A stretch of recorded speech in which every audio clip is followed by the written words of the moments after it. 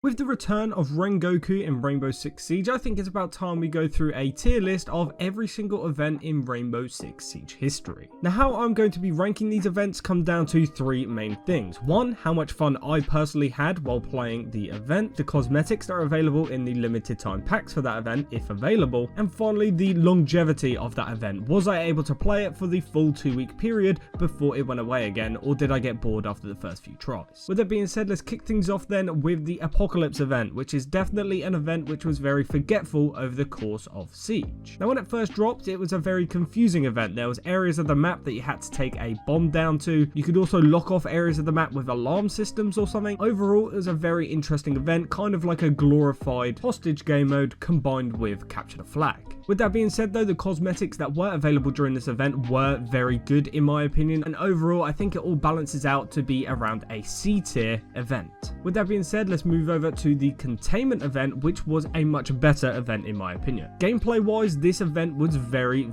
fun. The defenders had a lot beefier health and they could only knife, whereas the attackers all had their own unique weapons, and their aim was to go around the map, destroy these little eggs located around the map to open up the final egg, and if you destroy that final egg, you would win the game. You had to do all of this while trying not to get killed by these super fast attackers that had beefed up health. Once again, I think the cosmetics that are available during this event for the defending team were very good, but the cosmetics available for the attacking team were nowhere nearly as good. For example, just peep this combination that I now use on Warden. It is arguably my best skin in Siege. With that being said though, I think this all once again comes down to around a B tier event. Moving on then to Doctor's Curse. Now, Doctor's Curse is the first of the events that have actually featured multiple times. Now, the reason this is not getting split up into different rankings is because the event hasn't really changed too much other than the additions of a few operators. So overall, I think Doctor's Curse, over the few times that we've had it now, I think it is arguably one of the best events in the game.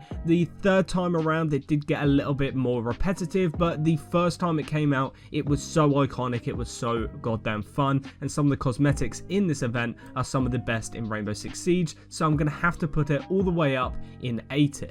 This event comes so close to that S tier. In fact, when I've done this event tier list in the past, I have put it in S tier. However, that third time around, it kind of ruined the nostalgia for me, and I hope they add a new Halloween event this year. With that being said, moving on, we now have one of the most underrated events in Rainbow Six Siege in my opinion, and that is the Grand Larceny event. If you guys have been playing Siege for a while and you have played this event, you will probably look back on it with fond memories because this event was so goddamn fun. Basically, this had like a cops versus robbers feel. Around the map, there was scattered safes, which the attackers had to go around and crack. If the attackers cracked 3 of the safes, they were able to win the game. Now, what took this event one step further is that every single wall and floor was destructible, and everyone on the game had shotguns. So you could open up walls, floors, drop down floors, go through walls that you can't normally do, and overall, it was such a fun experience. Out of all the events in Rainbow Six Siege, I hope this one comes back again soon because I've missed it for such a long time, and if you haven't played it, go watch some gameplay because it's pretty cool.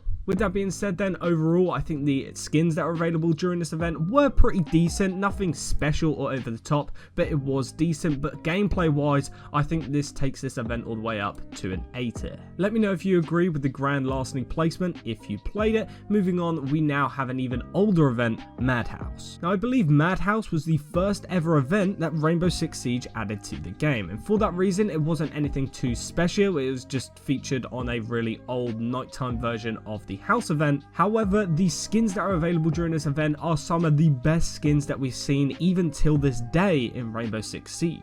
See, the good thing about the Halloween themed skins is that Ubisoft can go quite far out with them, and with it, all of the Halloween events have some of the best cosmetics we've seen out of any event in the game. They are some of the most iconic skins for those operators, and for that reason, it can't go any lower than a B tier. I feel like the skins definitely carried this event. Looking back on it, I don't even think I played the event back in the day. However, I do know that it was a very fun event, and especially considering it was the first event they added to the game, it was kind of like a learning experience for the Rainbow Six Siege developers. Next up then, we have arguably the worst event in Rainbow Six Siege. It's going straight into F tier. It is the Money Heist crossover. It was basically just 2 skins that they released for Hibana and Vigil, and they just basically made it into its own game mode where where it was only bank and it was only hostage, and it was so goddamn boring. I played it a few times at most. I didn't even buy the cosmetics. There was no packs available for this event. They wanted you to buy the 2 skins through bundles, and overall no one really had fun playing this event.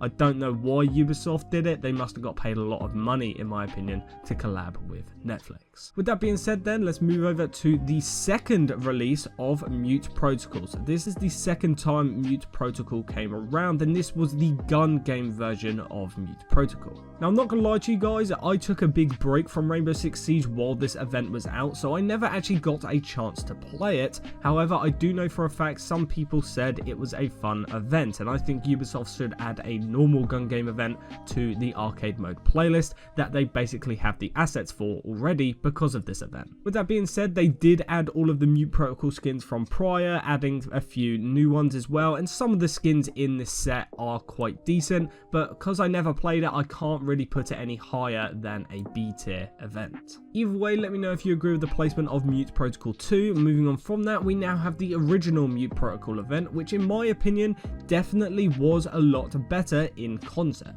The reason why I say in concept is because when it actually released, there was a lot of bugs with it. People who were on the attacking team who droned could basically become their drone, and when they come off their drone, they literally teleported to where that drone was, basically being able to morph between human and drone form. Now, obviously, this led to a lot of bugs. People were able to get outside of the map and shoot people through the map, and overall it was not a good release. They actually temporarily disabled this event before re-releasing it again 2 weeks later, while also not even fixing the problem that they disabled it for in the first place. Looking past all of the bugs though, I think Ubisoft definitely tried with this event, and it is definitely something a lot different from what we are used to in Rainbow Six Siege, so you can't condemn them for that. On top of that, some of the skins in this event are some of my personal favourite from events over the last few years, and for that reason I'm going to be putting this event all the way up in A tier. If there was no bugs during this event, I could have easily put this in S tier in my opinion, because it was such an interesting concept. With that being said though, we are now moving on to the first S tier event, and it is Outbreak.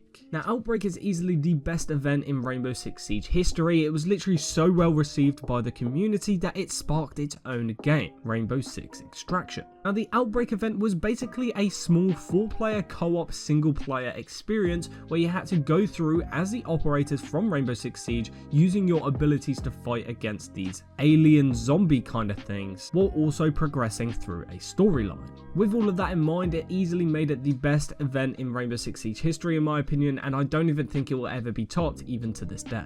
Next up then, we have the Showdown event. Now, we've seen the Showdown event 2 times, I believe. First time around, it was definitely one of the better events in the game. Second time around, I didn't enjoy it as much. I don't think they added too much to the event at all, other than a few extra skins. But the gameplay itself is a very good gameplay experience, and overall, I think it does deserve an A tier.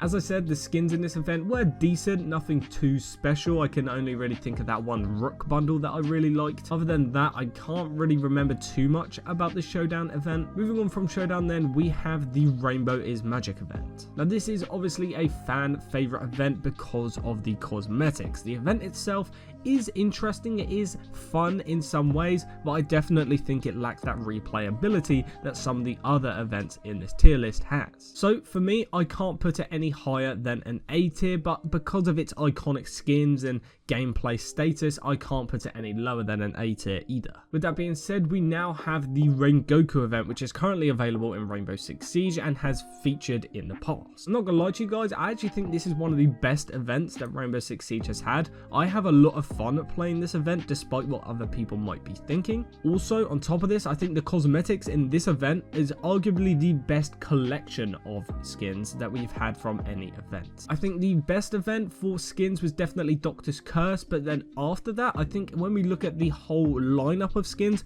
I think Ren Goku is an easy second, and for that reason, I'm actually going to put it in S tier, and I think that could be a little bit controversial. With that being said then, we now have the 4 SI events, and I'm not going to lie, lie, looking back, I can't really remember which one was which. I know each one added a key element to Siege. For example, I think the 2019 Siege Invitational event actually introduced banning operators for the very first time, which is obviously a very useful feature for ranked today. However, in terms of an event, it literally was just Siege with operator bans. Moving on to the 2020 event then, and this event had a lot of better skins in my opinion. So once again, I'm going to put it in C tier. I can't put it too high once again because there wasn't really an event or an interesting game mode to accompany this event. It was basically just like playing Siege once again. And then for the 2021 and 2022 events, I'm going to put them in D tier because I feel like the cosmetics were a lot worse than the 2020 event and they didn't add any interesting features like the 2019 version did. Moving on then to our last two events in this tier list, we have Snowball, which I must admit I haven't actually played.